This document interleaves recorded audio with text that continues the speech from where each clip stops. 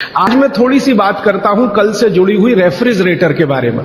Refrigerator एक ऐसी वस्तु है जिसमें रखी हुई कोई भी वस्तु को सूर्य का प्रकाश नहीं मिलेगा, पवन का स्पर्श नहीं होगा। आपके रूम का जो टेम्परेचर है, आपके कमरे का जो तापमान है, उससे नीचे का तापमान वो पैदा करेगा। अब ये प्रकृति की मदद से नहीं हो सकता, तो प्रकृति के विरुद्ध जाकर उसको काम करना पड़ेगा, तो उसके लिए कुछ एक्स्ट्रा एफर्ट्स लगेंगे।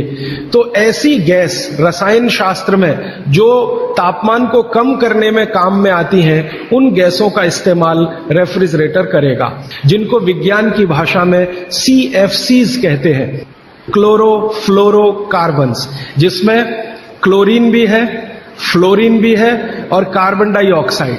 अगर आप रसायन शास्त्र की डिक्शनरी निकाल कर देखें, टेक्स्ट की बात नहीं कर रहा हूं, एक डिक्शनरी खरीद लें केमिस्ट्री की और क्लोरीन शब्द देखें तो सामने ही लिखा हुआ है जहर, और फिर फ्लोरीन देखें तो अत्यंत जहर,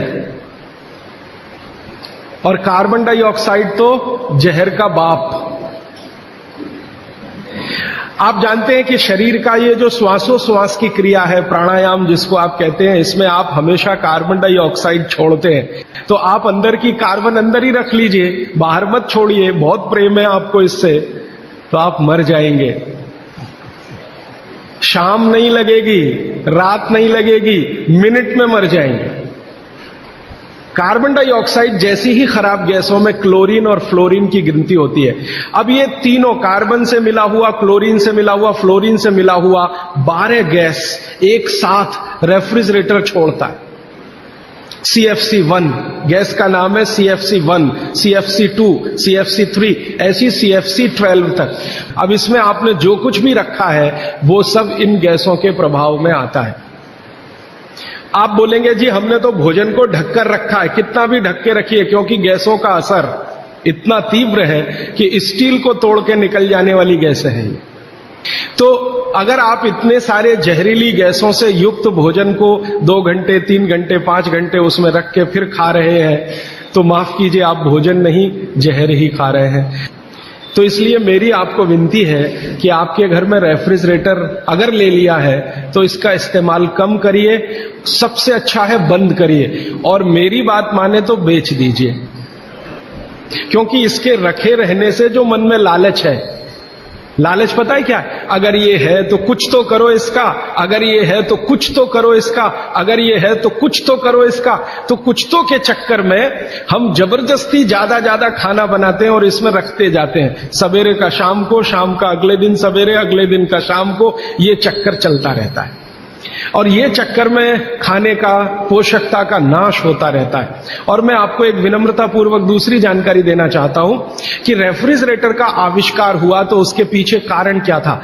ठंडे देश हैं, America, Canada, Germany, France, Sweden, Switzerland, Denmark, Norway, इन देशों की आबो हवा, आप जानते हैं कि ये ठंडे देश हैं। -40 डिग्री सेंटीग्रेड तापमान होता है, और ज्यादा से ज्यादा प्लस में जाएं तो 15 से 20 डिग्री सेंटीग्रेड रहता है। तो 15-20 से -40 तक टेम्परेचर का जो वेरिएशन है, ये बहुत तकलीफ देने वाला वेरिएशन है।